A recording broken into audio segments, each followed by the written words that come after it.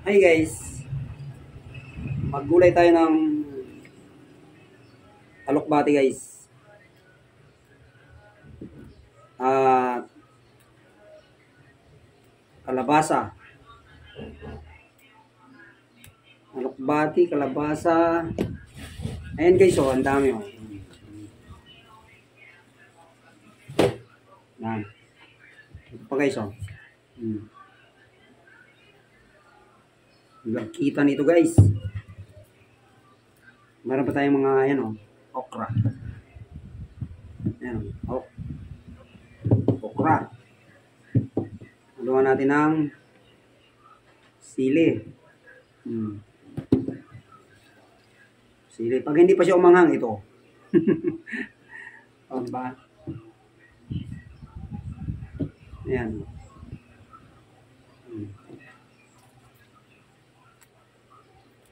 Haluan natin guys ng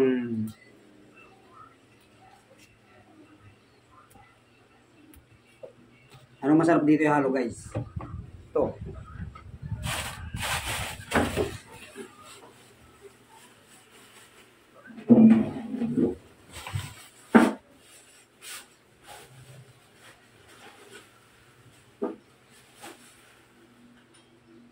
Ito guys, oh. Daing. Daing yan guys.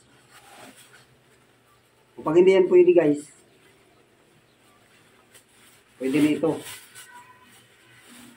Ito guys, oh. Ayan, oh. Galing to ng probinsya guys, oh. Diba? Oh, ayan. Sarap dito. Kahit hindi na ito lutuin. Ito. Hindi na niluluto. Pwede na kainin.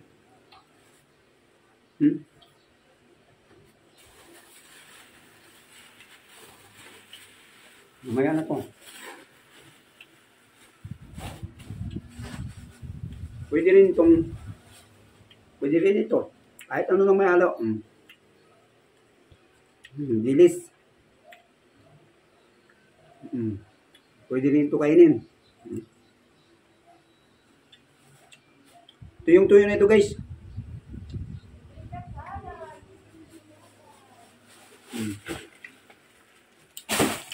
Galing yan ng province guys.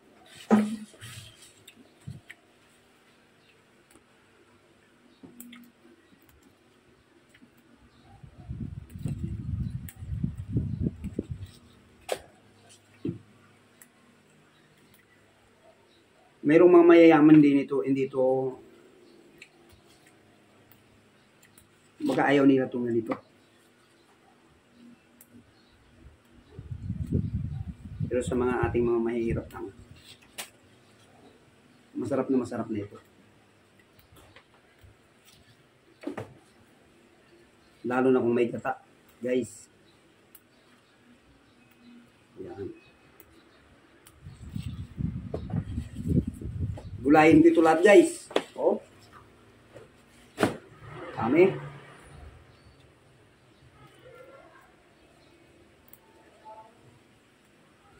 Tinanim ko ito, tag-init. Ngayong tag-ulan na, lumago na siya.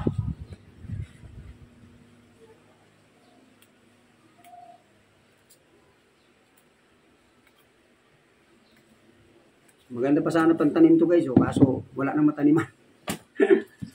Wala nang mataniman na lupa. Dito kasi sa Maynila, pakunti-kunti lang ang lupa. Pero pag sa probinsya, kahit saan ka lang doon tumanim, pwede. Malawak.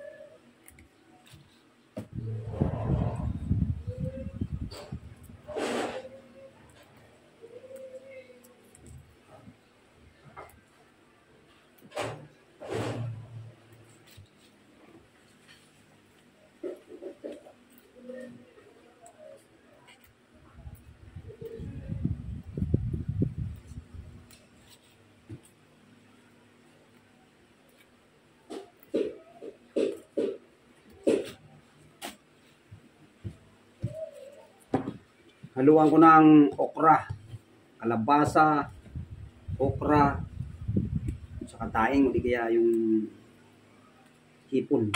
Ayan. Hindi yan guys, hipon na maliliit eh. Ano siya, parang dilis na maliliit. Na pinatuyok. Yan.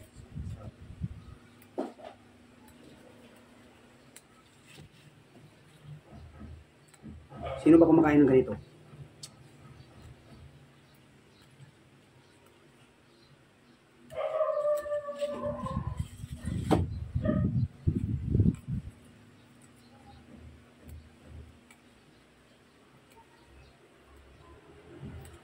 Hihimay pa lang guys, kukonsumo na ng 10 minuto.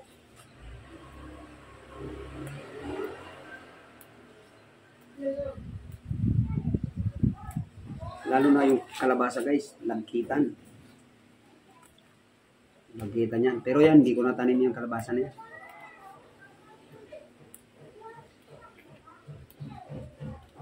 Binili ko yan sa bayan.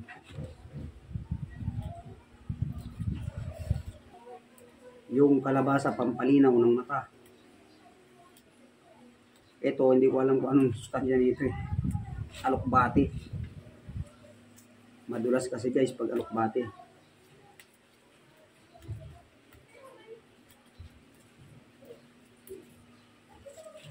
Yung okra naman madulas din. Hindi iba yung iba alam talaga yung iba na alam yung ano, kung anong sustansya na may dudulot ng mga ganyan. Oh.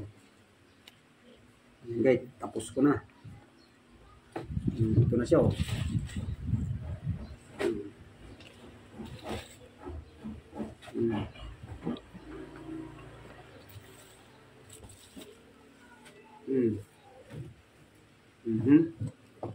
Diba?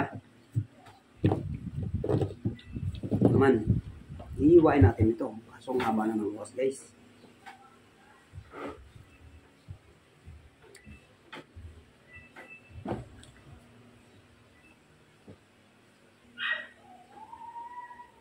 Ayan guys, nahiwa ko na guys. Ayan. Ayan o, nahiwa na.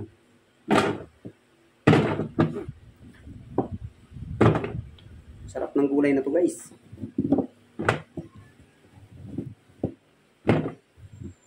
Marami kami. Yung mga anak ko kumakain din ng gulay. Hindi pwedeng hindi sila kumain ng gulay kasi